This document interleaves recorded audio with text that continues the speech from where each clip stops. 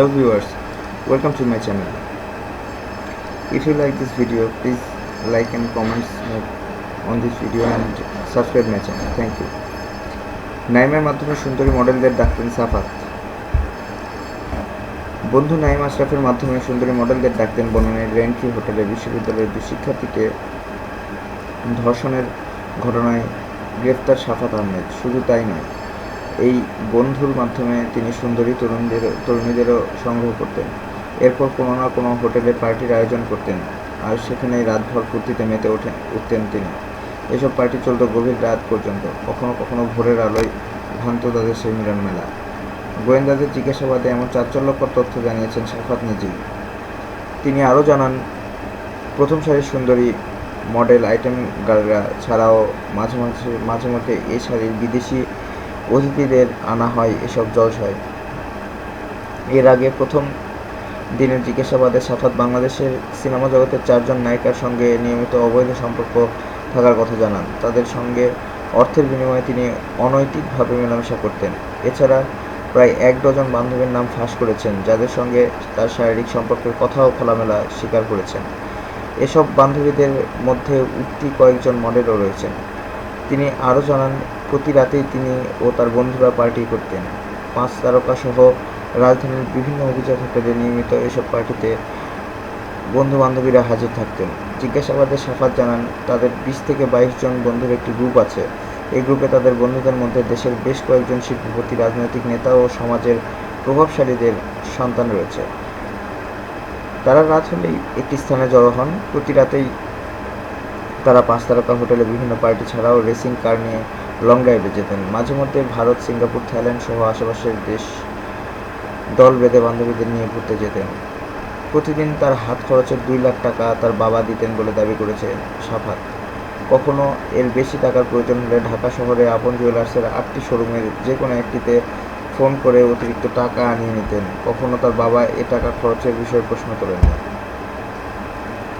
সূত্র বলছে, 25 March re-entry হোটেলে ধর্ষণের ঘটনায় সময় উপস্থিত 2 অভিযুক্ত বন্ধু শাহরিয়ার আহমেদকে ডেকে জিজ্ঞাসাবাদ করেছে পুলিশ। এক পর্যায়ে শাহরিয়ার আহমেদ সাফাতের মুখোমুখি করা হয়। শাহরিয়ার পুলিশকে বলেন, সাফাতের জন্মদিনে অনুষ্ঠানে যোগ দিতে তার 2 ধর্ষিতা বান্ধবীর আমন্ত্রণে তিনি সেখানে গিয়েছিলেন। ওই দিন সঙ্গে তার গার্লফ্রেন্ডও ছিল। সেদিন তার গার্লফ্রেন্ডকেও নির্যাতন করতে চেয়েছিল সাফাতও নাইম। এই ক্ষেত্রে বেশি আগ্রাসী ছিল নাইম। তিনি বলেন, এ সময় আমি ও আমার ধর্ষিতা বান্ধবী সাফাত ও নাইমের পা জড়িয়ে ধরে তাকে নষ্ট না করতে অনুরোধ করি। সাফাত আমাদের অনুরোধে সাড়া দিয়েছিল বলে আমার গার্লফ্রেন্ড ধর্ষিত হয়নি। তবে আমাকে বেধড়ক পিটিয়েছিল সাফাত, শফিক ও নাইম।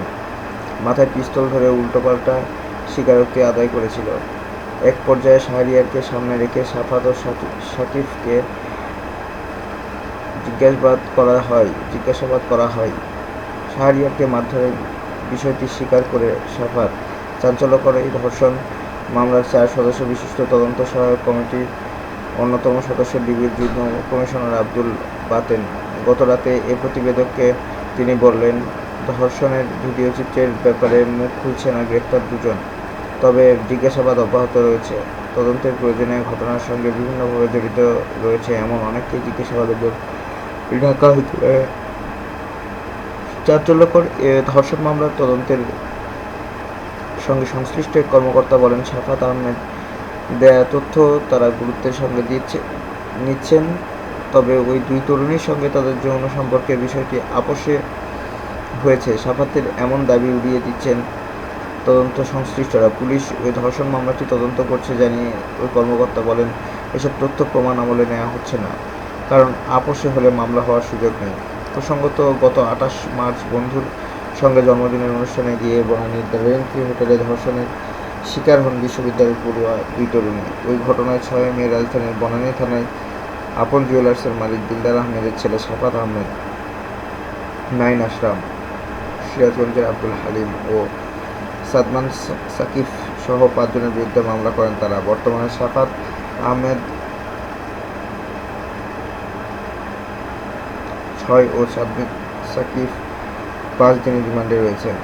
2 তরুণীকে ধর্ষণের মামলায় গ্রেপ্তার সাফাত আহমেদ ও সাদমান সাকিফকে তাদেরকে ডিবি কার্যালয়ে জিজ্ঞাসাবাদ করা হচ্ছে।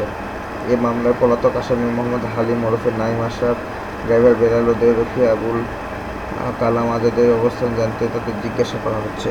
ধন্যবাদ ভিডিওটি দেখার।